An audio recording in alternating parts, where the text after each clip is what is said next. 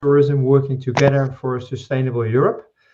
At the moment, I hope you can all see this. This is my destination. I'm located in Breda in the Netherlands, where the local temperature is around 15 degrees. And among the speakers, we have already shared our own local destination and local temperature. So as an introduction, I invite every one of you, if you can, to go to the conversations button, and then you can type your location, your country, and your local temperature. And we have already discovered that Claudio Montero is lucky at 23 degrees. And Luisa is less lucky with 14 degrees in Nantes. So and we are somewhere in the middle. Panos Koroyanakis is in Brussels. He's at 1 degree higher temperature than I am in Breda. So if you can, please feel free to enter your date and your local temperature in the conversations button. And then maybe at the end, we can calculate an average position and an average local temperature. Having said this, let it be a nice session. I'm going to the next slide. As I said, I will be moderating this session. I had the pleasure to be working with the partners in the Destinations projects in many occasions. And I think it's a special project for many reasons. Together with me, we have Claudio Montero from Horarios to Funchal. Maybe Claudio, you can raise your hand and wave. There he is. And if the technique is going to help us, we have Maria Stiriano from Cyprus on the Limassol Tourism Board, also as a presenter. But she's experiencing some technical challenges to get into the session and to be heard and seen. Claudio will be presenting first. And if Maria cannot enter the room, we have found Panos Koroyanakis willing to present on her behalf. So let's wait during the presentation of Claudio if Maria can enter and be visible and hearable. If not, Panos will take over. So I have a final slide about some housekeeping rules. Probably if you have been in more sessions, you are aware of them. On the left of your screen, and each one of you can adjust your own screen. There is a chat function called conversation, and you can chat with fellow participants. And that's where I ask you to type your location and your temperature, if you like. If you have questions, you can type that in the question and answer box. And there, after the session, we will select a few of them to discuss. If you wish to leave the room, that's on the upper right of the screen, and on the upper lower right of the screen, please do not touch that part. Yeah, so I hope it's going to work. I'm going to start Claudio's presentation right now. I see some temperatures coming in. Susanna from Malta, 25 degrees. It's even more lucky than Claudio. we lose the challenge. Oh, and we have Bolzano, Vesna, she's at 14 degrees. Lars in Bodo in Norway with 14 degrees. Anna from Bolzano, 13 degrees. Pescara, 19 degrees. Luciana, 19. So it seems that Vasilios is the lucky one with Retimno at 28 degrees. And wonderful that you are typing in your temperatures. So I'm going to open Claudio's presentation. Claudio, the floor is yours. With us. We have Maria with us. And we have Maria Stiriano with us. Hello, Maria. Can you hear us? Hi, good morning. Hello. You are hearable and we can see you. So it's wonderful. So we're ready to start. Claudio, the floor is yours. Thank you very much, Don. Thank you very much. So I will briefly make the presentation. So the framework of Civitas destinations set the scene. So here what I will present you in my session. So I will present the key feature of Civitas destination with some information at macro level. I will approach the topic of tourism and mobility with some key aspects, and I will end with the challenges and lessons learned. And the session after mine, Maria will enter in depth with the examples and the 10 best practice in Civitas destinations.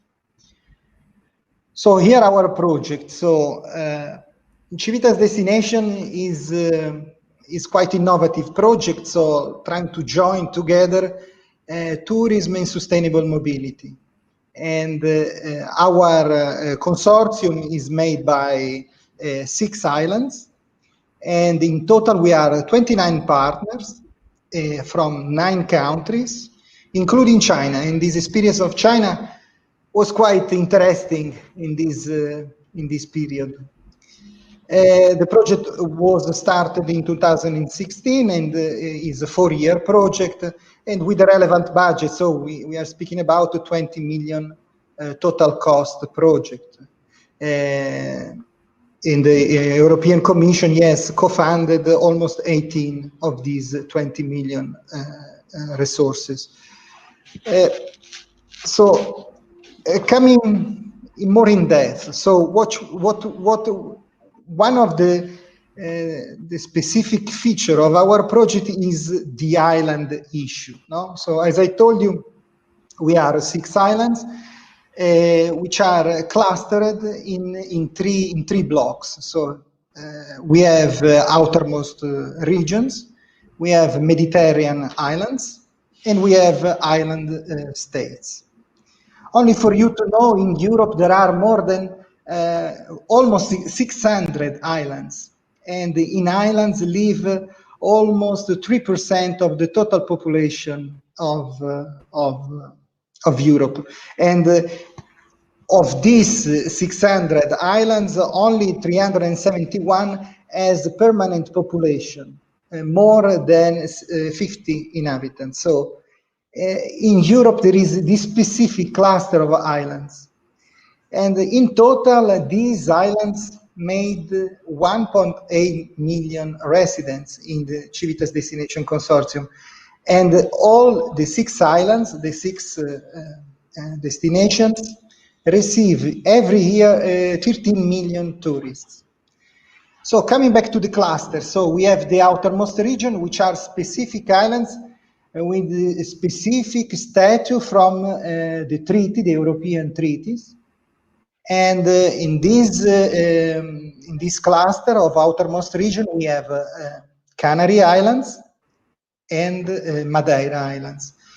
For Canary Islands, we had Las Palmas. In Las Palmas is quite a big city in Spain, and receive annually 4.2 million tourists. So it's quite a big market, big touristic market.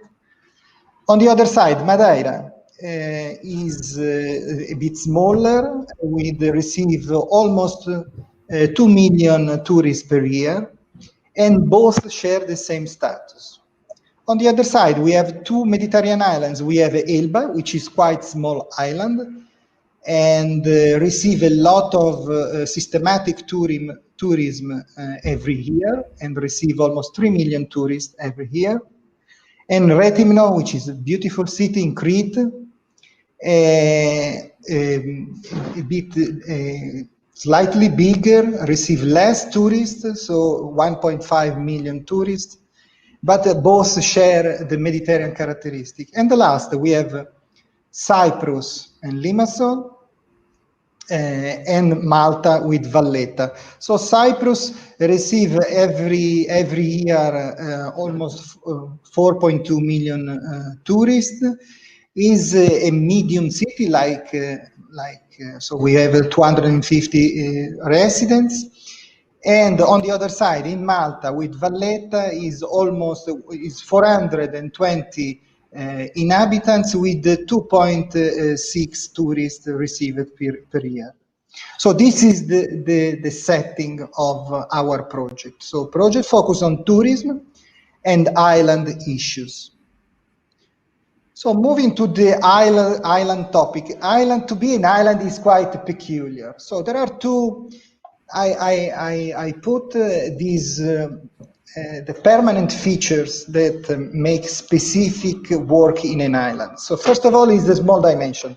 So we are small, we are limited in assets. We have very rich natural and cultural assets.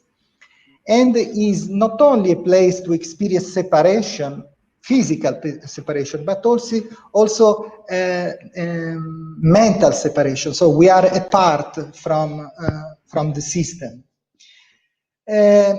All these characteristics has a good side and a bad side, obviously. So the main consequences of such insularities are obviously the high dependency on tourism, that in our islands, in the 6 islands, pass from 15% in Malta and reach 26% in Madeira.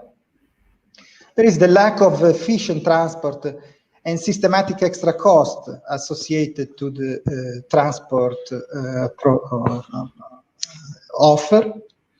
There are quite high environmental vulnerability and fragile ecosystem. We are more exposed to flood, to fires, and disaster, natural disaster. And there is a relevant dependency from the foreign economies. And the need, obviously, by genetics in Ireland, we are more flexible and more capable to adapt to all these changes. And by the way, resilient by definitions. Here, how is structured, it seems complex, but it's not so much complex. So how we structure our project. So at all, we tested 79 measures clustered in 6 action fields, which are these colored blocks.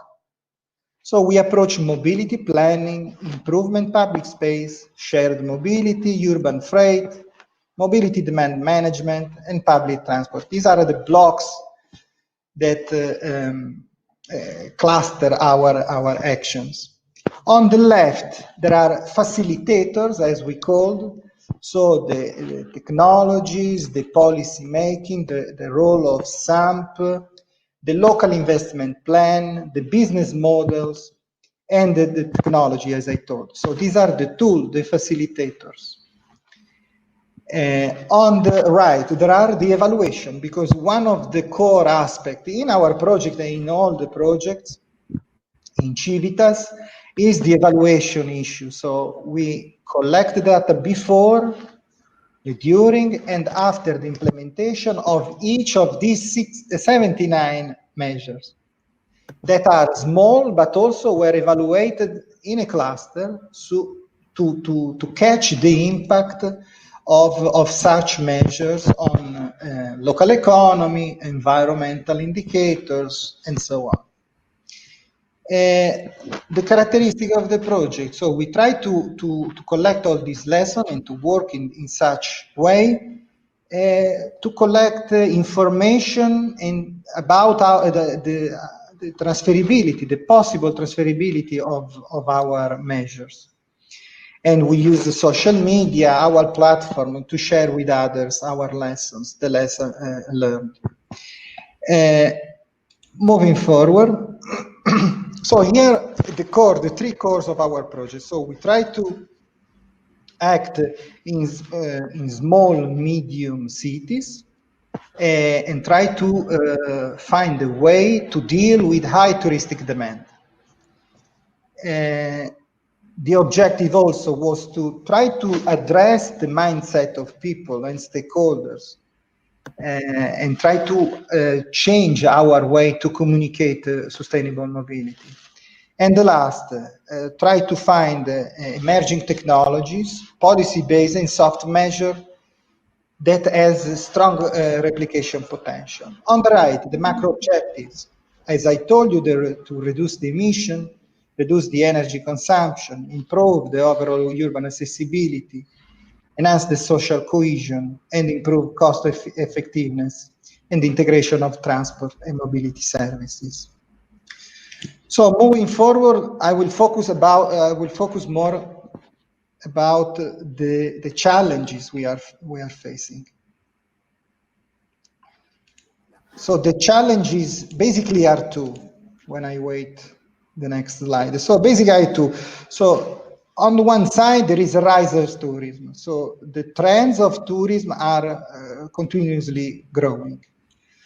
On the other side, there is the rising of urbanization, the rising of private cars, and the more congested urban areas.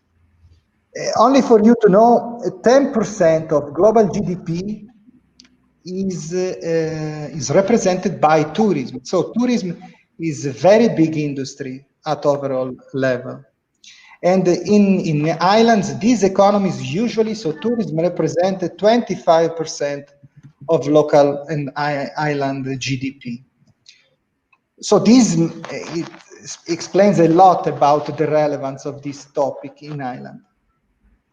So here how we work and the way we work in the project. So we use a tool of tourism value chain. So tourism value chain is a tool that is mainly used for tourism technicians to understand step by step how tourist operator can build touristic experience.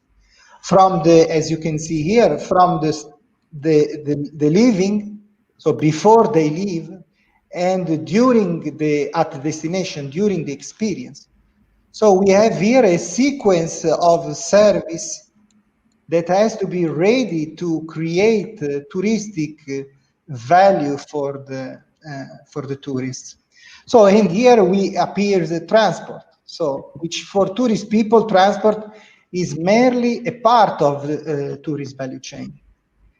And here what we discover in the project, that we have to take care of all these steps that create value. And especially we notice that in transport is appearing a vertical integration between industries. So we see, for example, land transport, maritime transport, air transport, try to integrate businesses and to find economy of scale. But at the same time, we are seeing, we discover the horizontal integration. So many times restaurants join shuttle services, or museums join transport services. So transport is considered as a part of a global experience, not only for the tourist eye, but for the economy. So moving forward, here another interesting idea we developed during the project, which is a transition, and Maria will speak more about this, the transition from the concept of transport as utility from a transport as a tourism. So usually for tourism people, tourist technician, transport has to be restricted to these connotation. So has to be safe, reliable, informed, and has to have standard characteristics. But in transport sector, we are looking for more. So we are looking to include in transport service different services that can make a mere transport service as a tourism service. So we can include package of advantages like cross discount. We can integrate different mobility and tourism products in a common brand. We can include cultural experience and tradition in transport systems, and so on. So this is the objective, no? We discovered that we have to work to create a high intrinsic value of transport to make it as a tourism experience in itself. So moving forward here, one of the biggest challenge we achieve in the project. So we discovered that in the cities, the tourism mobility pattern is almost unknown. So mobility people don't know where tourists go, when, and which are the places they like, and so on. So tourist people only look at the congestion that the tourism sequence creates in the transport sector. So what we starting from this problem in Civitas destination, we make an exhaustive survey of mobility tourism at the exit point at the airport or ports. And this was a key information to understand the tourist profile and understand the mobility patterns, to collect qualitative and quantitative information. And this was important to segment our offer, so to make our mobility offer more consistent with the target we serve. Moving forward, so here the challenges, some challenges we had to deal with during the project. These challenges are related with, many of them are related with insularity, with the specific feature we experience in the 6 islands. So many times there is the political support and the involvement of stakeholders is weak. And this is essential for the implementation of successful measure. We also notice that sometimes there is there is the technological complexity. So some measures that has very interesting high level goals cannot reach because there are different tools or difficulties in integrate different platforms on the so focusing on the interest of the customer. Sometimes each stakeholder has his own platform, so there is difficulties to integrate them on the perspective of the final user. There is a difficulties also to find qualified and capable human resources to design and implement so complex solutions sometimes. And sometimes there is also a problem of legal framework. So there is the lack of specific and harmonized rules at local, regional, and national level to boost mobility and tourism sector. With sometimes lack of incentives, they can push for this growth. There is also sometimes we experience some social resistance. So there is a lack of awareness among citizens and stakeholders. And there is a difficulty to change habits among tourists and residents. And the health issue is also a challenge. So with the COVID-19, all the mobility sectors and tourism had to change completely. And sometimes this is not easy, and not only at logistic level, but also at financial level. So to close, here are some lessons we learned during the Civitas project. So for us, the most important lesson is that we have to move together using integrated packages of measures. We have to bring on board the stakeholders, hoteliers, tourism operators, travel agencies, and all has to understand that we are working for the interest of the tourists. All stakeholders have to find their own incentives, but the overall goal is to make tourists happy. We have to avoid to repeat mistakes that other cities or other islands already did. So we have to not to start from scratch, but start from the lessons we already know from the networks or from the Civitas destination. We have to have the politician involved since the beginning. So this is a key point, because without the political support, it's very difficult to make changes that can has a long-lasting effect. And we have to start to use tourism value chain as a working tool for in mobility. And this is a closing issue, but it's very relevant. So we have all this challenge to achieve the global goals, and only with small action, with such small, so we implement 79 measures, but all these small pieces will make the big picture of the global change. So it's challenging, but only with some small steps we can make big changes. And that's all for me. And thank you very much. Yeah. Thank you very much, Claudio. Usually we would clap our hands, so maybe we can all do it behind our desks. Hands for you. Thank you for this presentation. I've been looking at questions coming in. I don't see any questions or answers coming in the chat or panel. Did I miss anything?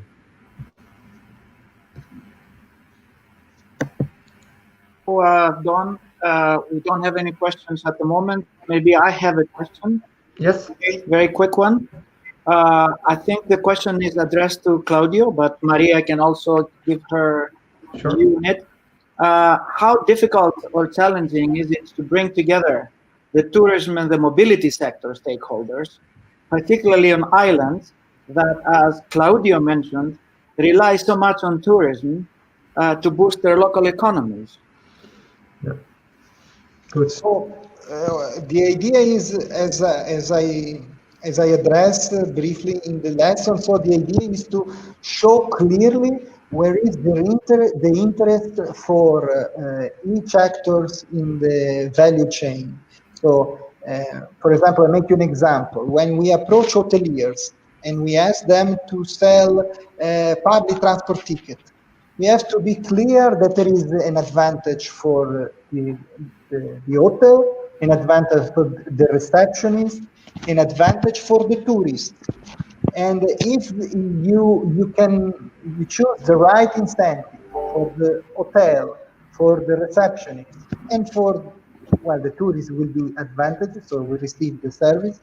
So I think we have all the cycle closed. So we have to be clear about the advantages, because stakeholders don't move only with the nice principles. Especially in tourism, the commission speaks louder than nice principles. Yeah. Thank you, Claudio, for that answer. Okay, looking at the time, I think we have to move on to the next speaker. Well, in the meantime, I've seen 51 participants in the chat, so in the room. So that's quite a lot. Just in the chat, some people have typed their location, their country, and their local temperature. The winner is still Vasilios and Theocharis. They're in Retimno at 28 degrees Celsius in Greece. So congratulations with that. And we have, unfortunately, Jorge from Oviedo in Spain. He's at 12 degrees. Oh. And we have everything in the middle. We should also greet our from our audience, friends from Tokyo and from Brisbane, Australia. Exactly, I was just about to say that. Thank you very much, Panos. We have two exotic guests, one from Australia, Wendy, at 20 degrees, and we have Azarel from cloudy Tokyo. So it's wonderful that you are in the room.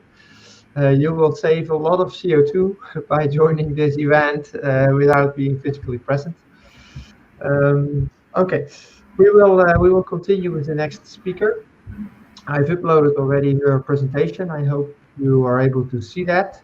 Maria Stilianu is director of the Limassol Tourism Board, and she will present you the lessons learned and practical guidelines for including tourism and mobility. Maria, the podium is yours. Thank you very much, Don. First of all, very exciting to have such an audience from different parts of the world. Good morning to all. Before I start, I want to point out that you've heard from my colleague Claudio Montero in Funchal, who is a mobility expert. Now you are going to hear from a tourist expert. So we hope that this is the element we are trying to establish here. It's bringing the two together and how that can work. Don, before I start, is it possible to make the slides a bit bigger than that? Can we change the way we are looking at the slides?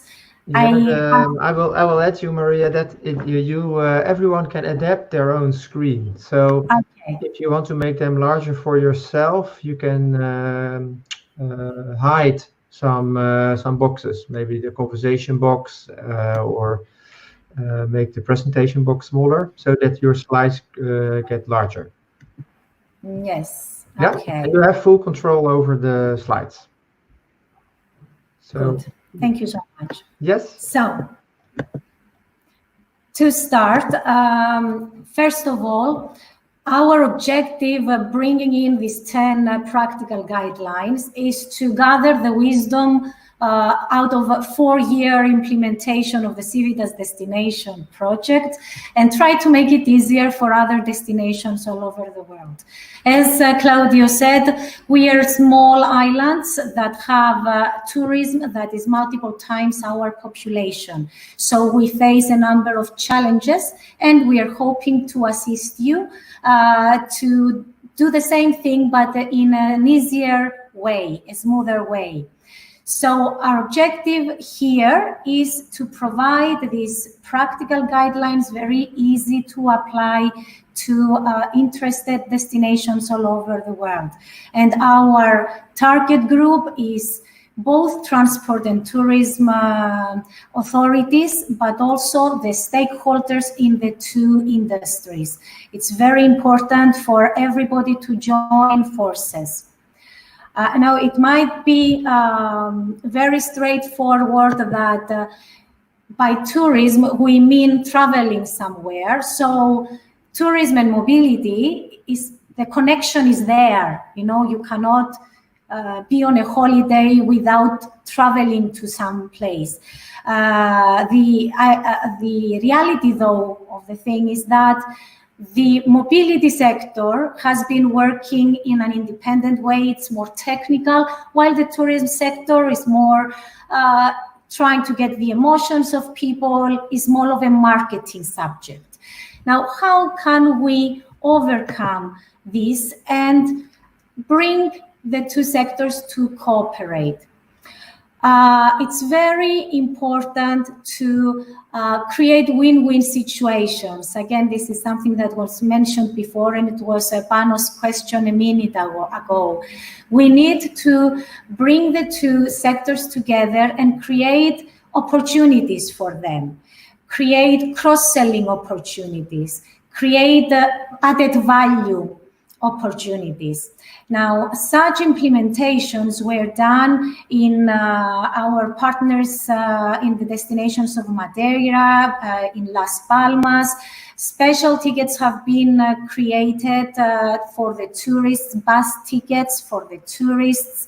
In Rethymno, Elba, and Limassol as well, presentations were made to professionals to get them on board, to educate them, and make them ambassadors of what we are trying to achieve. Our second guideline is to enrich the tourism product, to promote the mobility solutions as part of the product itself. Now, practically, that means that if from the airport to Limassol, I would pay 60 euro for a taxi, I am convinced to use the airport shuttle, and I pay 9 euro for that transfer. I have saved 50 euro already on my holiday and 50 euro to go back. That's 100 euro. I can spend enjoying a nice meal or enjoying spa therapy or going on an excursion I could not afford to go. So by introducing these sustainable mobility options, we give the opportunity to the visitor to decide and spend their money in a way that will actually enrich their experience, that will make it more interesting, plus it will get them to travel in a more environmentally friendly way. Now, our colleagues in Madeira did a very good job implementing different pieces of equipment that will assist collecting data to do that. But practically, it can work in many ways. Plus, as a destination, you have the opportunity to attract the people that are more into greener tourism, that are looking for destinations which are environmentally friendly. So you are looking attractive and you can actually get this niche in your destination. Moving on to the third guideline. Generate experiences, design tourist experiences that combine the sustainable mobility modes with the special interests in the area. Again, you will hear me say the word experiences many times. Holidaying and tourism is about experiences, is about getting away from your routine and doing new things you're going to remember for a long time. So the idea here is to create excursions on a bike or walking, but do that combining it with something that is of interest. For example, a cycling tour to UNESCO heritage monuments in the area, or a walking tour in the historical center to get to know the historical monuments, the architectural interesting points of the area. Now, to do this, first of all, we have to design the products. And for tourist professionals, for destination management professionals, this should be the easy part. After that, we need to bring in the tourist professionals, the people that do excursions, the tourist guides, to educate them and offer them this opportunity to sell the product and benefit themselves. Again, creating win-win situations.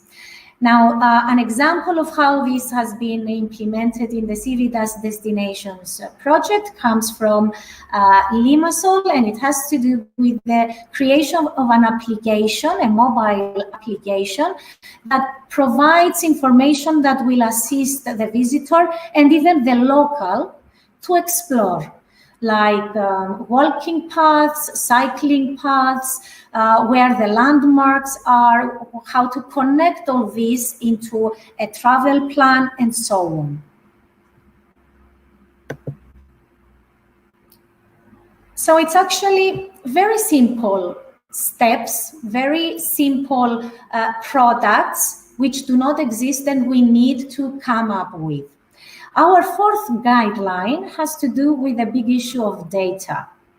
Create an information hub, provide electronic and print information about sustainable mobility options someone can choose from during their journey.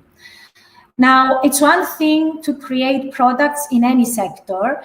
It's another thing to make people aware.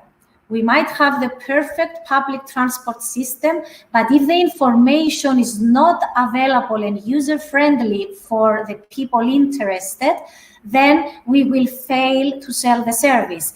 So in this case, it's the same thing. We need to create all these products. We need to find the sustainable mobility solutions and make them readily available in terms of information to anyone looking. And we have, of course, the technology that makes that easy for us. It's a tool we should utilize in our effort. We also use some print material for people that are not so comfortable using their mobile devices.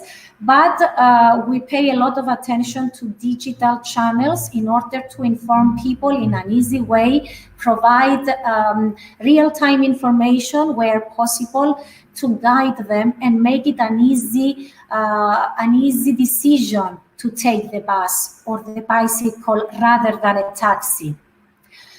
Now, in the Civitas destinations, we have the example of Elba, where the Elba sharing agency has created a tool that provides a journey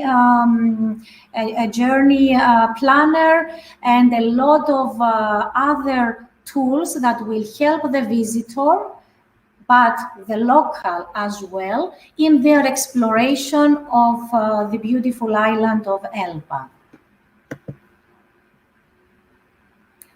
Our fifth guideline: upgrade rural public transport services. Encourage public transport operators to improve and provide their rural services to the tourist market as well. I think it's easy to assume that the rural services, the public transport services, are not very profitable. Fewer people live in rural areas. Therefore, having to maintain a service in these areas is definitely financially painful for an operator. But on the other hand, it's absolutely necessary to serve these areas as well. Now, what we say is that you as an operator, you can use this existing service, make a few adaptations, a few improvements, and get a new target market on board as well. A tourist in a city like Limassol would love to take the bus, and at a very small fee, right now it's €1.50, travel on a bus to a village in the countryside. Spend 3-4 hours there, wander around the village, visit a small museum, watch how a special local treat is made, enjoy your lunch at a local taverna, get on the bus and come back to your hotel. Now, this is an existing service and an existing clientele. We need to bring the two together. Sometimes we need to modify the timetable. Right, so it needs to be a time that is good for the visitor to finish breakfast and start an excursion.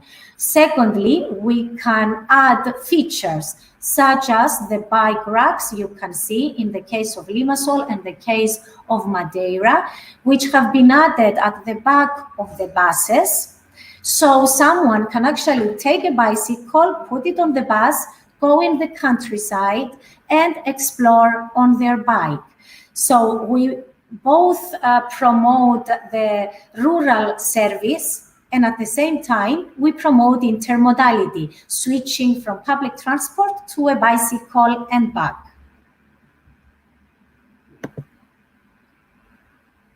Moving on to our sixth guideline: involve tourism stakeholders.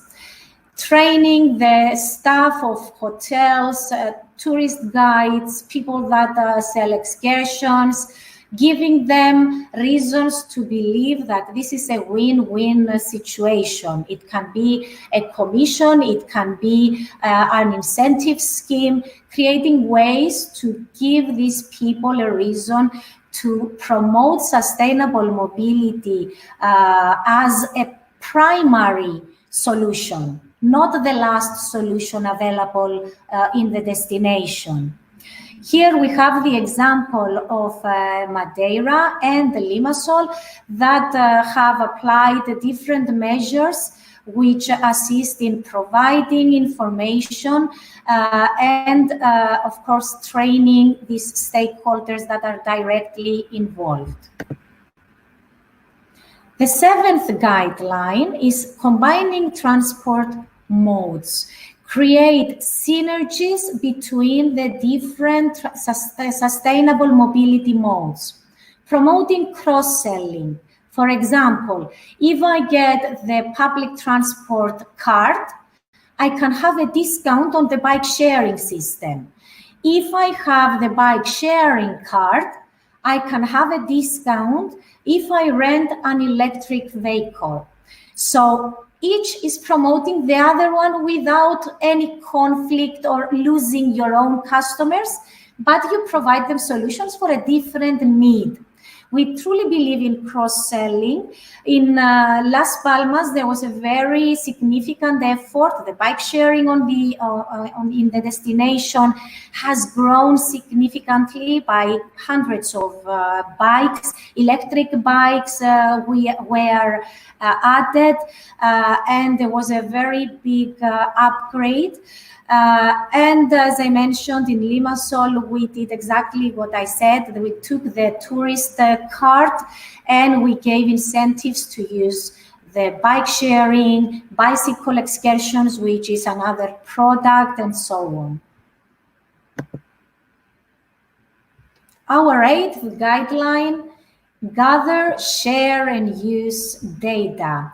We need to collect information. We lived in a time when the urban mobility plans were done without considering the tourists. And we are now facing the issue of welcoming 4 times our population visitors from other countries. So it's inevitable to face problems. What we need to do, and what has already been done in a lot of the Civitas destinations that participate in the project, is we create a system to collect tourist information which is valuable to create the sustainable urban mobility plans. We collect tourist information that it makes it possible to assess the needs of this big part of who is traveling around in our destination, and we solve problems and we create solutions for them. And the 9th guideline is developing sustainable mobility, inclusive strategic planning. We are talking about improving infrastructure, creating new infrastructure, making it possible with people with disabilities to enjoy, making it possible for everyone to enjoy. And such measures were implemented in Rethymno, in Limassol. A lot of efforts have been made to upgrade in that respect. Our 10th guideline, and we keep it at the around numbers such as 10, so we hope that it's easier to remember as much as possible, and maybe challenge yourself to implement as much as possible. The 10th one is to recognize good practices. Everybody likes to be recognized, so bringing the different stakeholders on board is one challenge, but another one is to keep them happy and excited to be ambassadors of this idea. For that reason, in Malta, the Mobility Hotel Award was created, awarding hotels that have taken steps in this direction. And in Limassol, the Green Label Award is awarded every year to hotels that fulfill all the criteria, and if they don't, as a tourist board, we help them to fulfill all the criteria so that they are excited partners in this effort. That's all from me. Thank you very much, and I hope to hear your questions. Thank you very much, Maria, for a very precise elaboration on the outcomes of the Destinations project. Very nice that you include in these guidelines examples from all your participating destinations. It shows also how you try to work together in this respect. Very well. I'm looking or asking Panos to see if there were any questions in the questions section. I've seen something being interacted. Panos? Yes, Don Azarel from Tokyo is asking a question. from the Japanese experience, the integration of transport and tourist activities in Japan has been relatively successful, as the railway companies who provide the transport services, they also provide the leisure services.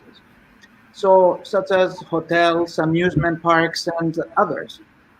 Azarel says that in Europe, this is not the case. And she's asking what kind of legal arrangement can be done to involve the transport operators more as a significant stakeholder. And it's not just she clarified that it's not just the railway companies, but all transport operators could face the same challenge. Yeah. And so the question is there a legal framework or a regulatory framework that can help the transport operators be more involved, have more of a stake in leisure enterprises? And is this allowed in Europe, and under what conditions? Yes, thank you, Panos. Maria, can I take this? Can you start? Yes. And maybe Claudio, if you have anything to add, please feel free to join in. But Maria, let's start with your views. Yes, thank you. I do not think it's possible to have a regulatory framework to make public transport operators to get into the leisure business, but business is about opportunities to make money. In the case of Limassol, for example, the public transport operator has detected the opportunity in the airport shuttle business. So they created a separate company, and they now do a new service to the 2 airports serving Limassol. In this case, before, they did not take into consideration tourists in anything. It was a matter of someone getting on the bus, I don't care where he's coming from. Now they are involved, they are interested, they are looking for numbers, they are looking for statistics, they want to find out more, and they want to grow in the sector. So, as I said, I don't believe that the legal framework can be there to push towards that direction, but it's the market, let's say, that will lead businesses in the sector of transport to move and invest in tourism as well. Yeah, so that's what I understand is that during this project, by bringing everyone together, you create also kind of awareness platform that you can benefit on both the tourism and the transport side. To find each other and make connections there. I think exactly. That was very obvious from your project. And indeed, regulatory frameworks are very difficult in that respect. Correct, I think.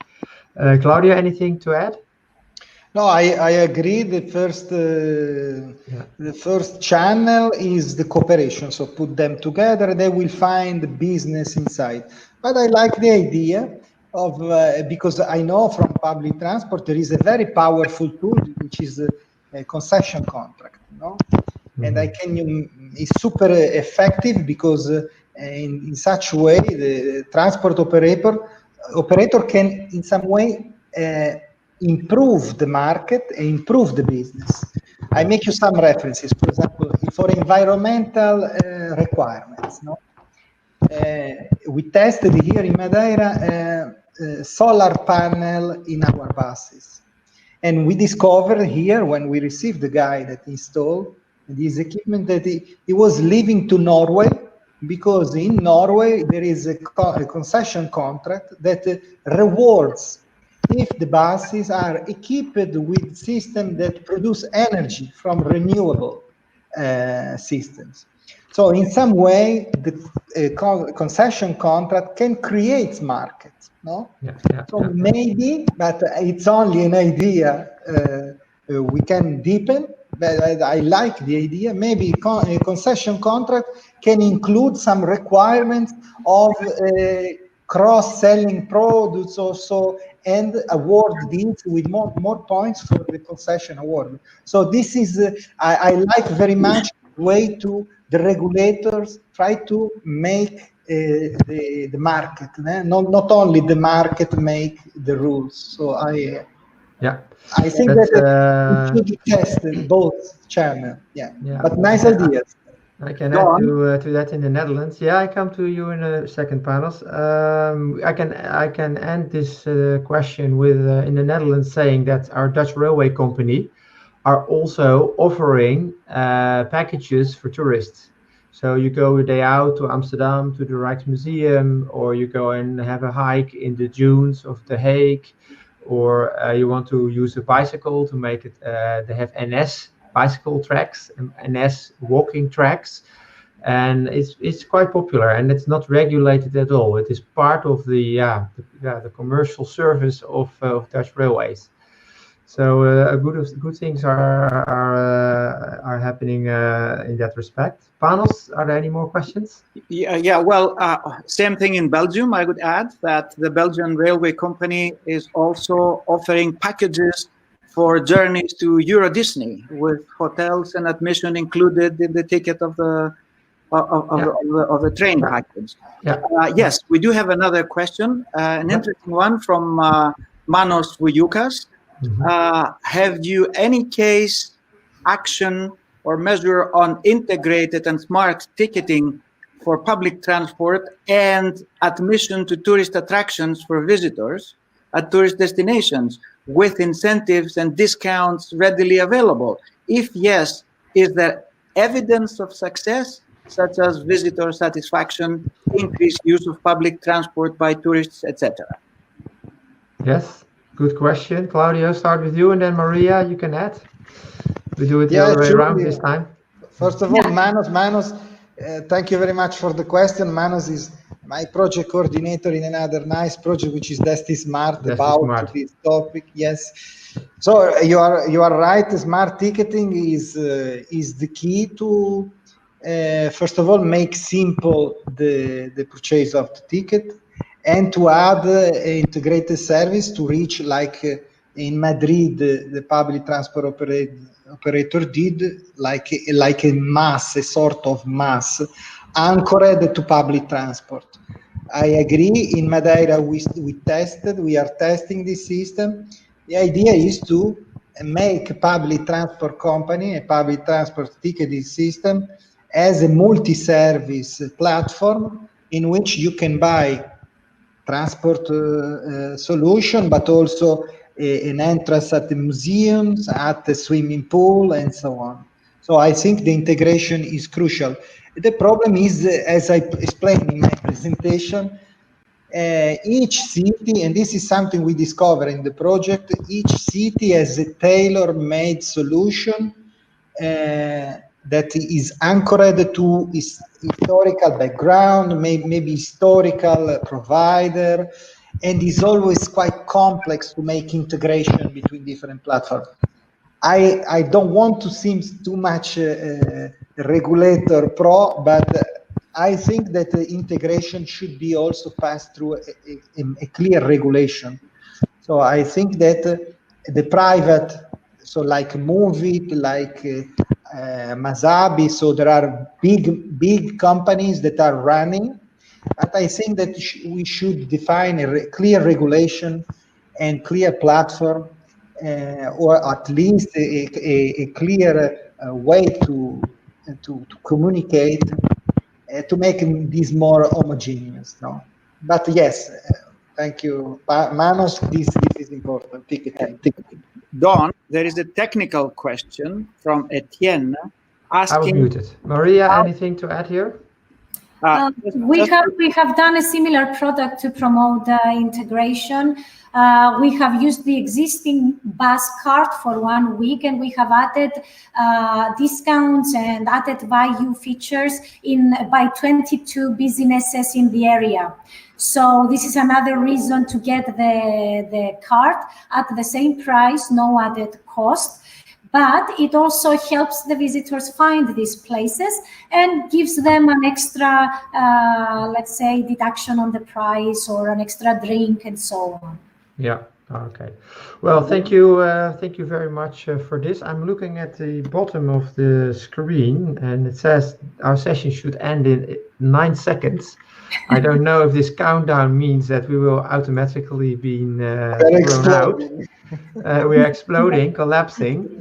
But let's come to an end of this interesting hour. I wish we had more time to interact here, but I think we are all now also having access to this chat and also each other's contact details. So I encourage you to continue approaching Claudio and Maria for any further clarification or sharing of information. I see thank yous already coming in. Panos, you would like to add anything? Yeah, there is a technical question from Etienne.